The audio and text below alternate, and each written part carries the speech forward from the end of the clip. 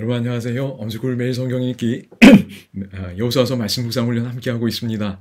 오늘은 여호수아서 14장인데요. 원래 두 섹션으로 제가 제안을 드렸는데 그냥 함께 하면 좋을 것 같습니다. 그래서 분배의 원칙 간단히 살피고 그 다음에 갈렙 이야기를 중심으로 14장을 정리하면 좋겠습니다. 이건 서론 같은 거고 요게 뭐 좀 더 강조되어 있다고 생각이 됩니다. 물론 서론도 매우 중요합니다. 원칙이니까요. 간단히 좀 보겠습니다. 그럼 가나안 땅의 분배는 어떤 사람들의 책임 아래 진행되었나요? 여기 보시면 14장 1절에 여러분 이미 다 보셨어야 생각합니다. 여기 보면 제사장 엘르아살과 눈의 아들 여호수아와 그 다음에 이스라엘 자손 지파의 족장들의 책임 아래 진행되었습니다. 근데 특이한 점은 제가 질문 드린 것처럼 여러분 제사장 엘르아살의 이름이 여기 여호수아보다 앞서 나옵니다. 그리고 아마도 여기 지금 제사장 엘르아살의 이름이 처음 여기 여호수아에 등장하는 것 같아요. 그러니까 이게 의미가 있어 보입니다. 여러분 왜 그랬을까요? 그 질문이 이제 1번 질문입니다. 왜 제사장 엘르아살의 이름이 여기 앞장서 있을까? 여기 1번 질문, 제사장 엘르아살, 눈의 아들 여호수아, 그리고 여기 각 지파의 족장들 살폈습니다. 근데 왜 그랬을까? 여러분 이 땅의 소유주는 누구시지요? 맞습니다. 하나님이 주인이십니다. 그러므로 그 땅의 소유주이신 하나님이 그분의 뜻대로 제사장들 그 뜻대로 지파별로 분배를 하셔야 합니다. 그래서 특별히 하나님의 임재와 관련하여 성소에서 봉사하는 하나님을 대표할 수 있는 제사장이 여기 1번으로 언급이 되는 겁니다. 그래서 이 일은 하나님의 주권 아래 이루어졌음을 보여주는 겁니다. 하나님의 임재 가운데 말이지. 특별히 이런 모습을 어디서 저희가 볼 수 있냐면 예를 들면 여러분 요단강을 건널 때 뭐가 두드러지게 보였나요? 맞습니다. 하나님의 언약궤입니다. 그래서 제사장들이 그 하나님의 임재를 상징하는 언약궤를 어깨에 메고 요단강에 들어갈 때 물이 갈라졌지. 그리고 마른 땅이 드러났습니다. 여러분 여리고성을 돌 때도 하나님의 임재를 상징하는 그 언약궤가 이렇게 함께한 것으로 저희가 잘 알고 있습니다. 제사장의 역할들이 언약궤를 통해서 이미 나타나 있었습니다. 그래서 여기 제사장 엘르아살의 이름이 가장 앞서 있고 이를 통해서 저희가 하나님의 임재 가운데 이 땅의 분배가 진행되었으리라고 생각이 됩니다.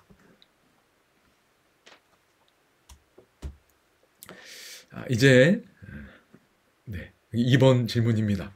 기본적으로 땅의 분배는 여러분 어떤 방법을 통해 진행되었나요? 여기 나온 것처럼 제비를 통해 이루어졌습니다. 여기 2절에 보시면 여호와께서 모세에게 명령하신 대로 그들의 기업을 제비 뽑아 분배했습니다. 그러니까 할당한 거지요.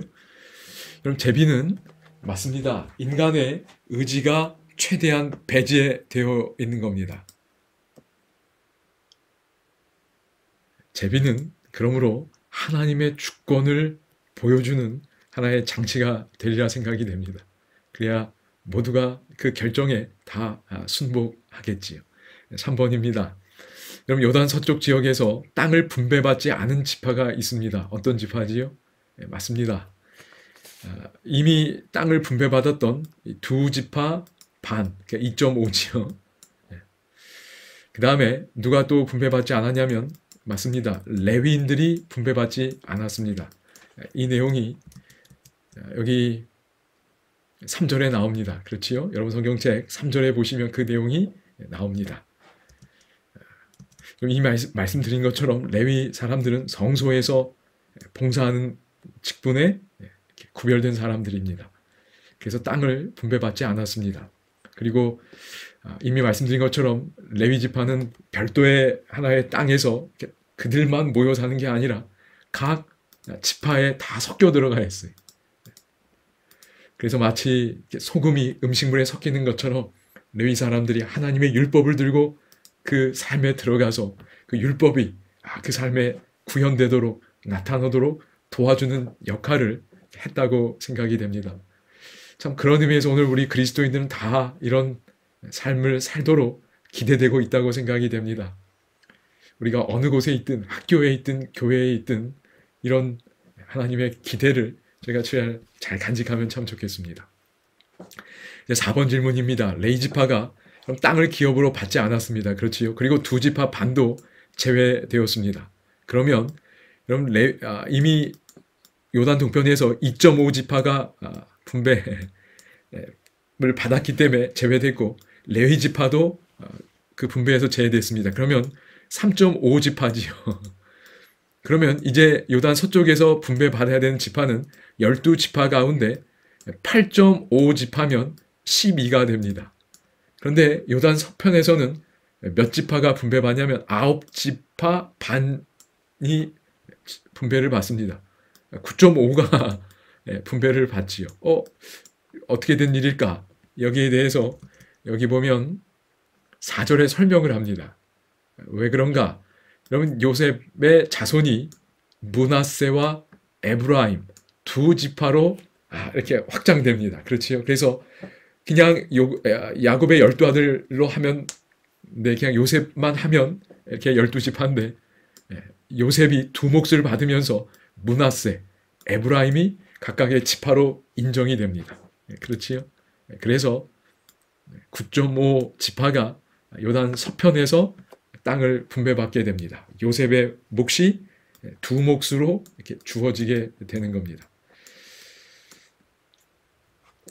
이런 내용 간단히 좀 봤고요. 이제 갈렙 이야기로 좀 가겠습니다.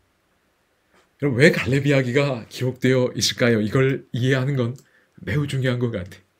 이제 땅을 분배합니다. 그런데 앞서 본 것처럼 각 지파별로 이제 여호수아가 주도하는 전쟁이 아니라 각 지파별로 다시 점령해야 합니다.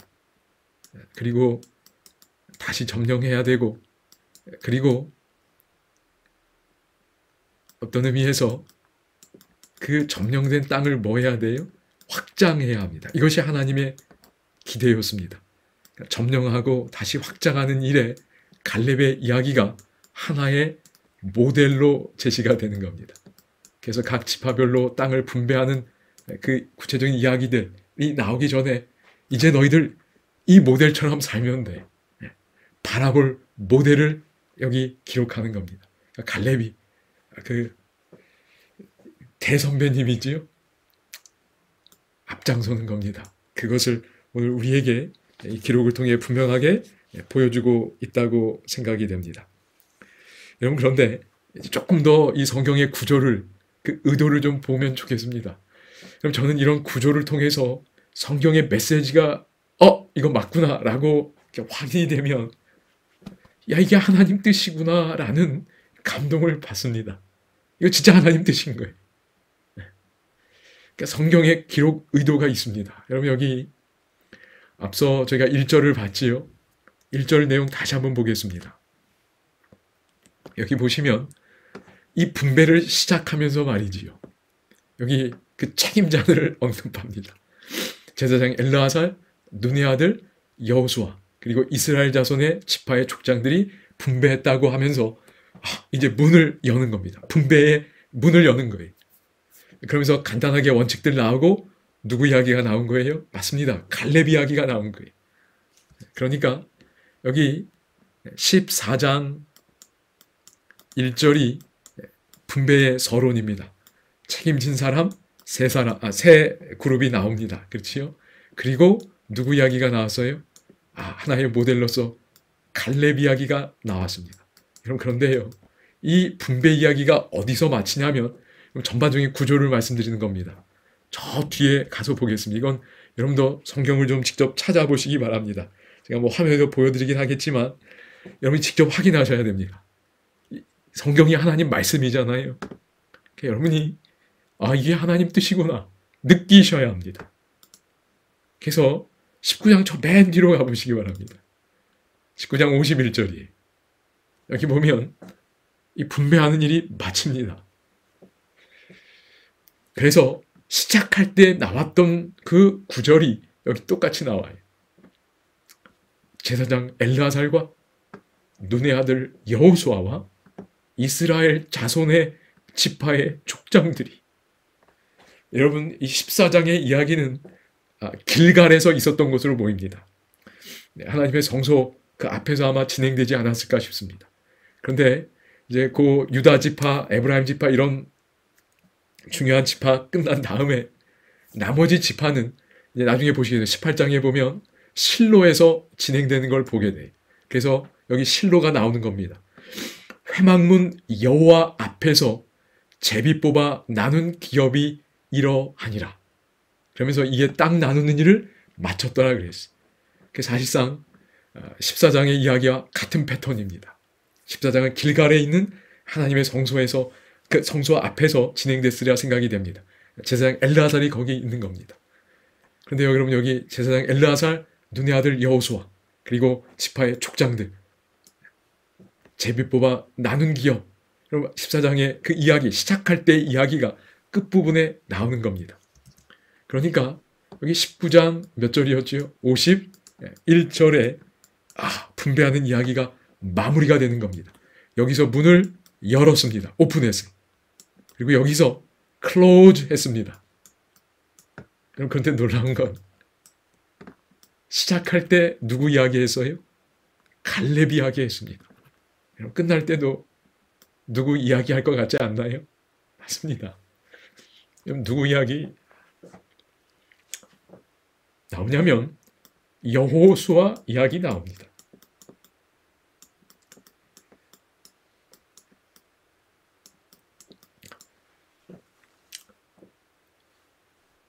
여호수아 이야기도 마지막에 기록되어 있어요. 여호수아도 모델인 겁니다. 땅을 분배받는 일에 여호수아도 모델로 제시가 되는 거예요. 그러니까 시작할 때 갈렙, 마칠 때 여호수아. 이게 성경의 의도입니다. 하나님이 오늘 우리에게 말씀하시는 거예요. 여러분 이 갈렙과 여호수아 누구지요?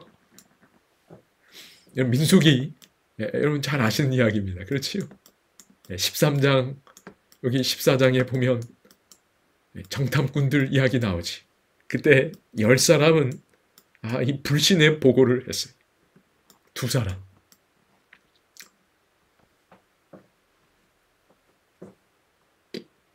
이 믿음의 보고를 했던 갈렙과 여호수아입니다.